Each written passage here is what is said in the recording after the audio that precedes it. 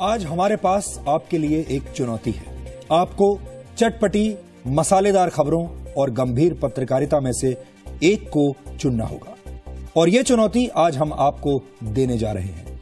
कौन किससे नाराज है, कौन किससे मिल रहा है, कौन कैसी राजनीति कर रहा है, इन सब खबरों के बीच आपको देश के बारे में सोचना होगा।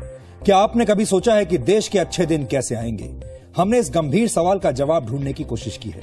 आज की रात देश के लिए इंतजार की रात है और कल की सुबह देश की राजनीति के लिए फैसले की सुबह होगी। एक बहुत बड़े फैसले की, एक बहुत बड़े बदलाव की सुबह होगी। ऐसे में नए भारत की नई सरकार का एजेंडा क्या होगा, इसे सोचने का यह सबसे सही वक्त है। हम उस एजेंडे की बात कर रहे हैं जिससे देश में अच्छे दिन लाने के लिए सही दिशा में सही कदम उठाई जा सके। जी मीडिया ने गहन रिसर्च करने के बाद भारत का एक नया एजेंडा तैयार किया है और आज हम इसी एजेंडे का डीएनए टेस्ट आपके सामने करने जा रहे हैं, क्योंकि ये आपका एजेंडा है और इस एजेंडे से सीधा फायदा आप सबको होगा। सबसे पहले बात करते हैं देश के भविष्य यानी बच्चों की शिक्षा की। भारत में 50% स्कूली बच्चे 10वीं क्लास के बाद पढ़ाई छोड़ देते हैं, जिसकी एक बड़ी वजह देश में स्कूलों की कमी है। देश भर में 1.5 लाख स्कूलों और 12 लाख शिक्षकों की कमी है। भारत में सिर्फ 16 से 17% छात्र ही उच्च शिक्षा के लिए कॉलेज में दाखिला लेते हैं। भारत के सिर्फ 2% युवा ही टेक्निकल एजुकेशन लेते हैं, जिसकी वजह से स्किल गैप बढ़ता जा रहा है।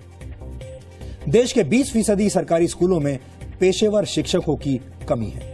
देश में शिक्षा के चिंताजनक हालात का जिम्मेदार सरकारी नीतियों को ठहराया जा सकता है, क्योंकि भारत में जीडीपी का सिर्फ 4% हिस्सा ही शिक्षा के क्षेत्र में खर्च किया जाता है, जबकि दुनिया के कई विकसित देशों में शिक्षा पर जीडीपी का 6% से ज्यादा हिस्सा खर्च होता है। नरेंद्र मोदी क्या इस बारे में सोचेंगे? देश के स्वास्थ्य को सुधारने के लिए भी नई सरकार को नई सोच अपनानी होगी। हेल्थ सेक्टर की वर्तमान हालत यह है कि स्वास्थ्य पर होने वाले खर्च का 70% हिस्सा लोगों को अपनी जेब से देना पड़ता है, जबकि विकसित देशों में यह आंकड़ा महज 25% है। हालत यह है कि भारत में लोगों पर कर्ज की दूसरी सबसे बड़ी वजह इलाज का खर्च है। एक आम भारतीय स्वास्थ्य सेवाओं पर खर्च की 72% से ज्यादा रकम दवाइयां खरीदने में खर्च करता है। योजना आयोग के मुताबिक मुफ्त दवाइयां देने के लिए सरकार को हर साल सिर्फ 5,000 करोड़ रुपए खर्च करने होंगे और ये रकम बहुत बड़ी नहीं है। नई सरकार को इसके बारे में सोचना होगा। देश में डॉक्टरों की भी भारी कमी है। 1700 लोगों की सेहत का जिम्मा सिर्फ एक डॉक्टर को उठाना पड़ रहा है। फिलहाल भारत सरकार जीडीपी का महज 1% हिस्सा स्वास्थ्य के क्षेत्र पर खर्च करती है, जो पूरी दुनिया में सबसे कम है। नई सरकार चाहे तो देश के नागरिकों को अच्छे स्वास्थ्य का अधिकार देने के लिए खर्च का कोटा बढ़ा सकती है। देश में पिछले 5 सालों में महंगाई दुगनी हुई है, जिससे आप सब परेशान हैं। 2012 से अप्रैल 2014 तक देश में महंगाई दर का औसत 9.67% रहा है, जबकि वर्ष 2007 में देश की महंगाई दर 5.51% थी। नई सरकार के लिए महंगाई दर को दोबारा इसी स्तर पर लाने की चुनौती होगी, ताकि आम आदमी को राहत मिल सके। देश के नागरिकों में सुरक्षा की भावना होना बेहद जरूरी है। क्या आप सुरक्षित महसूस करते हैं? ये बात नई सरकार को भी समझनी होगी और देश की पुलिसिंग को बेहतर बनाने के उपाय करने होंगे। वर्तमान स्थिति की बात अगर हम करें तो आपको बताते हैं, भारत में 761 नागरिकों की सुरक्षा के लिए सिर्फ एक पुलिसकर्मी है, जबकि एक वीआईपी की सुरक्षा में औसतन 3 पुलिस वाले ड्यूटी पर रहते हैं, यानी एक वीआईपी के लिए 3 पुलिस वाले हैं। और अगर आप आम आदमी की बात देखें तो वो औसत भी हमने आपको बताई। अगर देश के नागरिकों में सुरक्षा की भावना को जगाना है तो नेताओं की सुरक्षा में तैनात पुलिस वालों की संख्या कम करनी होगी। वर्ष 2006 में सुप्रीम कोर्ट ने पुलिस रिफॉर्म्स को लेकर निर्देश दिए थे कि पुलिस अधिकारियों के काम में राजनीतिक दबाव को खत्म करने के लिए एक मैकेनिज्म तैयार किया जाना चाहिए। पुरानी सरकार ने सुप्रीम कोर्ट के इस निर्देश पर कोई ध्यान नहीं दिया। नई सरकार चाहे तो ऐसा कर सकती है। देश में जुडिशियल रिफॉर्म्स की जरूरत लंबे वक्त से महसूस हो रही है, लेकिन किसी भी सरकार ने इस तरफ ध्यान देना जरूरी नहीं समझा। इस वक्त हमारे देश में 1 लाख लोगों को इंसाफ देने का जिम्मा औसतन सिर्फ एक जज पर है। सोचिए, 1 लाख लोगों पर सिर्फ एक जज। 12 साल पहले सुप्रीम कोर्ट ने केंद्र और राज्य सरकारों को निर्देश दिया था कि 1 लाख लोगों पर कम से कम 5 जजों की नियुक्ति की जानी चाहिए, लेकिन इस पर ध्यान नहीं दिया गया। हालत यह हो गई है कि देश भर की अदालतों में 3 करोड़ 20 लाख से ज्यादा केसेस आज भी पेंडिंग हैं। 2009 में लॉ कमीशन ने सुझाव दिया था कि देश भर में सुप्रीम कोर्ट की शाखाएं खोली जा सकती हैं ताकि लोगों को सुप्रीम कोर्ट में अपील करने के लिए लंबी दूरियां तय न करनी पड़े, लंबी लाइनों में न लगना पड़े। लेकिन इस सुझाव पर अभी तक कोई अमल नहीं किया गया। नई सरकार इस सुझाव पर ध्यान दे सकती है। देश के कई बड़े घोटाले जैसे कोयला घोटाला, 2G स्पेक्ट्रम घोटाला और आवंटन में धोखाधड़ी की वजह से हुए हैं। यानी हमारा जो आवंटन की जो नीति है वो सही नहीं है। इन धोखाधड़ियों को रोकने का सबसे अच्छा तरीका यह है कि नीलामी की प्रक्रियाओं को पूरी तरह ऑनलाइन कर दिया जाए, उन्हें पूरी तरह पारदर्शी बना दिया जाए और आवंटन के लिए ई-ऑक्शन की सुविधा कर दी जाए। 1991 में नरसिम्हा राव सरकार ने लाइसेंस राज को खत्म करने के लिए इंडस्ट्रियल पॉलिसी बनाई थी, लेकिन उसका पालन किसी भी सरकार ने नहीं किया। ऐसा क्यों होता है कि जब भी कोई ऑक्शन करना होता है या आवंटन करना होता है तो अभी भी कुछ चंद लोग बंद कमरे में बैठकर अपने मनपसंद लोगों को आवंटन कर देते हैं। देश में भ्रष्टाचार रोकने के लिए नई सरकार एक और काम कर सकती है। सरकार कानून बना सकती है कि भ्रष्टाचार के केस में 3 महीने के अंदर दोषी को सजा मिल जानी चाहिए। अगर नई सरकार देश में अच्छे दिनों की शुरुआत करना चाहती है तो उसे इन बिंदुओं पर ध्यान देना होगा। भारत की मौजूदा आबादी करीब 125 करोड़ है। आबादी के मामले में चीन के बाद भारत का नंबर आता है, यानी भारत दूसरे नंबर पर है। संयुक्त राष्ट्र की रिपोर्ट के मुताबिक वर्ष 2028 के बाद भारत की जनसंख्या चीन से भी ज्यादा हो जाएगी और हम नंबर 1 हो जाएंगे। लेकिन यह खुश होने की बात नहीं है, क्योंकि इससे देश की समस्याएं कम नहीं होंगी बल्कि और बढ़ती चली जाएंगी। इसलिए नई सरकार को देश की जनसंख्या को नियंत्रित करने के उपाय करने होंगे। सरकार चाहे तो देश में एक निश्चित वक्त के लिए 1 चाइल्ड पॉलिसी लागू कर सकती है, जैसा कि चीन ने किया था।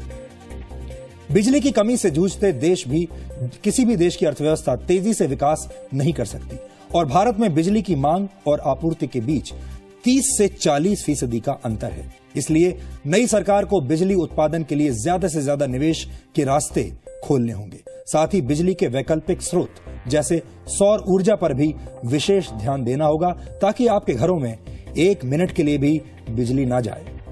नई सरकार को चाहिए कि वो नए पावर प्रोजेक्ट्स को मंजूरी के लिए सिंगल विंडो क्लियरेंस सिस्टम तैयार करे और प्राइवेट कंपनियों को बिजली वितरण का ठेका देने से पहले विशेष सावधानी बरते ताकि बाद में कंपनियां घाटे का यानी नुकसान का बहाना बनाकर लोगों को ठग ना सके।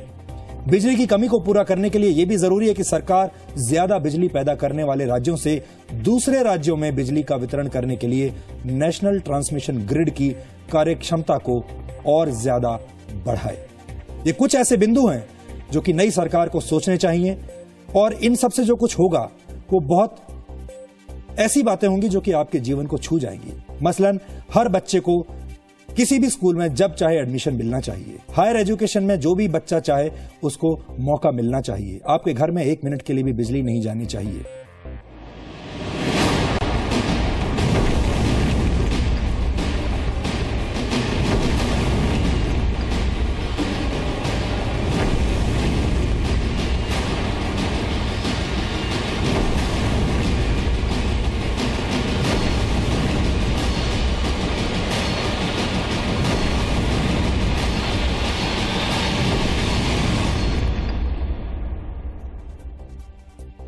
आज हमारी आपसे अपील है कि थोड़ी देर के लिए मनोरंजक खबरों को दूर रखकर हमारे साथ देश के बारे में सोचिए, देश के एजेंडा के बारे में सोचिए और ये सोचिए कि इस देश में अच्छे दिन कैसे आ सकते हैं। हम बात कर रहे थे इंडिया के एजेंडे के बारे में। भारत के जीडीपी का 60% हिस्सा कृषि क्षेत्र से आता है और इसके बावजूद आपको जानकर हैरानी होगी कि हमारे देश में कृषि की हालत यह है कि पिछले 1 दशक में 90 लाख से ज्यादा किसान खेती छोड़ने पर मजबूर हो गए हैं और आज के हालात में कोई भी युवा दोबारा कृषि क्षेत्र में जाना नहीं चाहता। ऐसे में इस क्षेत्र पर ध्यान देना भी नई सरकार के लिए बेहद जरूरी होगा। सबसे पहले तो सरकार को खेती के क्षेत्र में पब्लिक और प्राइवेट निवेश को बढ़ावा देने की नई नीतियां अपनानी होंगी। इसके अलावा देश में सिंचाई व्यवस्था को दुरुस्त करने की भी जरूरत है ताकि किसान मानसून पर कम से कम निर्भर रहें। भारत में अनाज की प्रति हेक्टेयर पैदावार करीब 3.5 टन है, जबकि अमेरिका में 1 हेक्टेयर खेत में करीब 8.5 टन अनाज पैदा होता है, यानी हमसे दुगने से भी ज्यादा। सरकार को ऐसी नीतियां बनानी चाहिए ताकि किसान ज्यादा से ज्यादा अनाज पैदा करने के लिए प्रेरित हो। वैसे सिर्फ ज्यादा अनाज पैदा करने से ही कृषि क्षेत्र के हालात सुधरेंगे नहीं, किसानों और उपभोक्ताओं के बीच बिचौलियों की भूमिका को संतुलित किया जाना भी जरूरी है, ताकि किसानों को उनकी फसल का सही दाम मिल सके। इसके अलावा सरकार को अनाज के भंडारण और ट्रांसपोर्ट की व्यवस्था को बेहतर करने की दिशा में भी कदम उठाने होंगे। भारत की सबसे बड़ी समस्या रोजगार की है, क्योंकि देश की एक बड़ी आबादी युवा है और सबके हाथ में काम होना जरूरी है। ऐसे युवाओं का क्या फायदा जिनके पास काम ना हो, रोजगार ना हो। 121 करोड़ लोगों में 50% आबादी 25 साल से नीचे की है। ऐसे में यह सुनिश्चित करना होगा कि इन तमाम युवाओं को रोजगार कैसे मिलेगा। इसके लिए सरकार के साथ प्राइवेट सेक्टर की भागीदारी जरूरी होगी। नई नौकरियां लाने वाले सेक्टरों को टैक्स छूट और रियायतें देनी होंगी। 2012 और 13 में 29 साल तक के युवाओं में बेरोजगारी की दर 13.3% रही है। अगर भारत को आगे बढ़ना है तो बेरोजगारी को कम करना होगा। भारत में एक बड़ी समस्या लंबे सरकारी खर्चे की भी है। वो रकम जो टैक्स पेयर की होती है, हमारी और आपकी होती है, वो कई बार बर्बाद हो जाती है और इस खर्च को रोका जा सकता है। पहले देखते हैं कि आपका 1 रुपया सरकार खर्च कैसे करती है। उसका ब्रेकअप आज हमने आपके लिए तैयार किया है।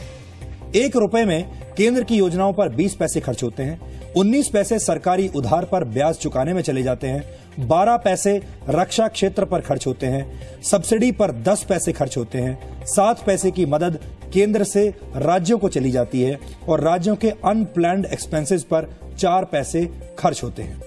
टैक्स में राज्यों का हिस्सा 14 पैसे होता है और केंद्र के अनप्लैन्ड एक्सपेंसेस करीब 14 पैसे के होते हैं।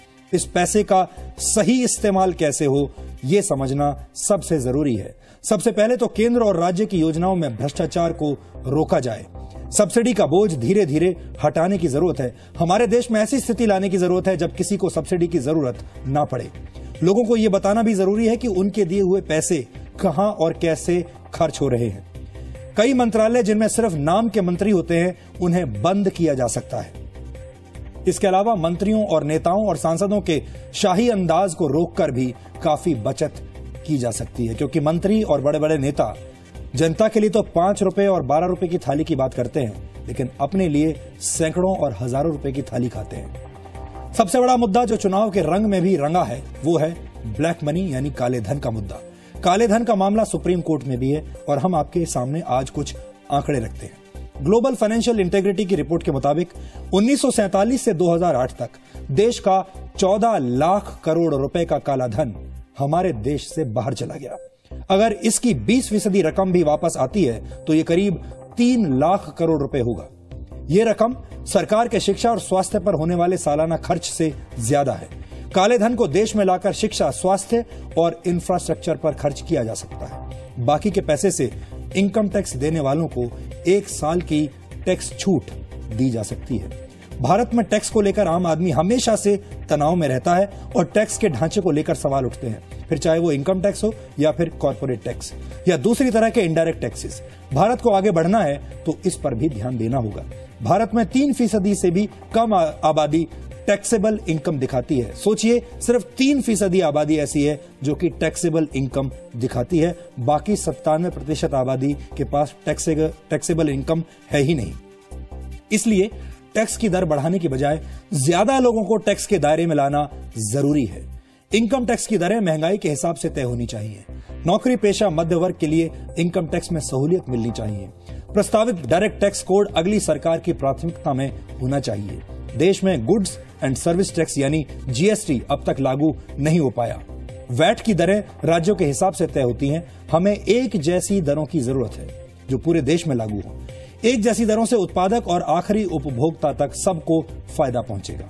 और अब बात करते हैं फॉरेन डायरेक्ट इन्वेस्टमेंट यानी एफडीआई की। एफडीआई का मुद्दा राजनीतिक रूप से काफी संवेदनशील है, फिर भी इस पर आगे बढ़ने की जरूरत है। अनुमान है कि 2020 तक भारत का रिटेल मार्केट करीब $500 अरब का हो जाएगा। अगले 10 वर्षों में रिटेल सेक्टर 10 करोड़ नई नौकरियां दे सकता है। जी हां, 10 करोड़ नई नौकरियां। इसलिए एफडीआई को लेकर आम राय बनाई जानी चाहिए और इसे खोला जाना चाहिए। भारत में पैसा आना शुरू होगा तो निवेश के साथ साथ रोजगार की भी संभावनाएं बढ़ेंगी। नौकरियों के लिए भारत में लोग छोटे उद्योगों से उम्मीद लगाते हैं। देश में कृषि के बाद सबसे ज्यादा रोजगार मध्यम और छोटे स्तर के उद्योगों में मौजूद है। करीब 6 करोड़ लोग इन छोटे उद्योगों में नौकरी कर रहे हैं। कुल मैन्युफैक्चरिंग आउटपुट का 45% छोटे उद्योग देते हैं। भारत से होने वाले निर्यात का 40% हिस्सा छोटे उद्योगों से आता है। देश के जीडीपी का 8% हिस्सा छोटे उद्योगों का है। इनको टैक्स क्रेडिट और निवेश का बेहतर माहौल देने की जरूरत है। छोटे उद्योगों में लोगों के लिए रोजगार और देश की उन्नति की संभावनाएं मौजूद हैं। नौकरी करने वालों के स्किल डेवलपमेंट पर भी सरकार को ध्यान देना होगा।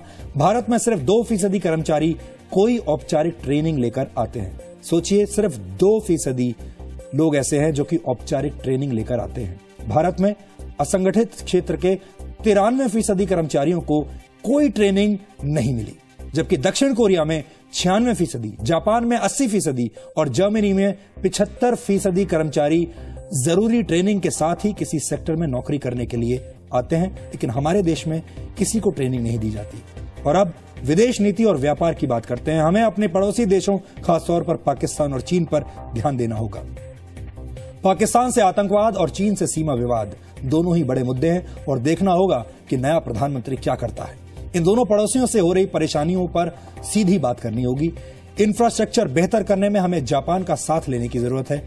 ऊर्जा से जुड़ी हमारी जरूरतों को पूरा करने के लिए ईरान और कतर तक एनर्जी कॉरिडोर बनाना होगा और इसके लिए अफगानिस्तान में स्थायित्व की जरूरत भारत को भी पड़ेगी। अमेरिका के साथ बेहतर हुए रिश्तों पर भी नई सरकार को ध्यान देना होगा। इसके अलावा दुनिया भर में भारत के कर्मचारियों और दफ्तरों की संख्या काफी कम है। दुनिया भर में भारत के 1800 कर्मचारी हैं, जबकि चीन के 5400 और अमेरिका के 20,000 कर्मचारी हैं जो कि विदेश विभाग के जरिए काम करते हैं। और ये था अभी तक का एजेंडा। नई सरकार को इस एजेंडा को ध्यान से देखना होगा और अगर नरेंद्र मोदी प्रधानमंत्री बनने वाले हैं, अगर एग्जिट पोल सही साबित हुए तो नरेंद्र मोदी को भी इस एजेंडे को ध्यान से देखना होगा। आप सोच सकते हैं, वक्त है सिर्फ 5 साल का और काम करने के लिए कितना काम इस सरकार को करना है। और इससे आप ये भी अंदाजा लगा सकते हैं कि हमारे देश में अभी तक जितनी भी सरकारें आई हैं 66 वर्षों में, उन्होंने कितना सारा काम अगली सरकार के लिए पेंडिंग छोड़ दिया। कितना सारा ऐसा काम है जो कि अभी तक किसी ने किया ही नहीं। लेकिन अब हमें अगली सरकार से इस काम का हिसाब किताब लेना होगा। आखिर में आज के इतिहास पर नजर डालते हैं। आज 1928 में मशहूर कार्टून कैरेक्टर मिकी माउस की पहली कार्टून फिल्म प्लेन क्रेजी का प्रीमियर हुआ था। 2010 में ऑस्ट्रेलिया की जेसिका वॉटसन एक नाव पर अकेले बिना रुके पूरी दुनिया का चक्कर लगाने वाली सबसे युवा नाविक बन गई थी। तब जेसिका की उम्र 17 वर्ष भी नहीं थी। डीएनए में आज इतना ही। अब आपसे हमारी अगली मुलाकात कल होगी, या यूं कहें कि कल सुबह होगी। कल देश के लिए एक बड़े फैसले का दिन है और जी न्यूज इस फैसले को सबसे पहले आप तक पहुंचाएगा। साथ ही लोकसभा चुनाव के नतीजों का स्पष्ट विश्लेषण भी पूरे दिन लगातार जारी रहेगा, ताकि आप समझ सकें कि आपके देश ने किसे चुना है और किसे बाहर का रास्ता दिखाया है। इसलिए कल सुबह तक का इंतजार कीजिए। कल देश नया इतिहास रचने वाला है। कल सुबह 6 बजे से हमारा विशेष प्रसारण शुरू हो जाएगा। आप सब सादर आमंत्रित हैं। नमस्कार।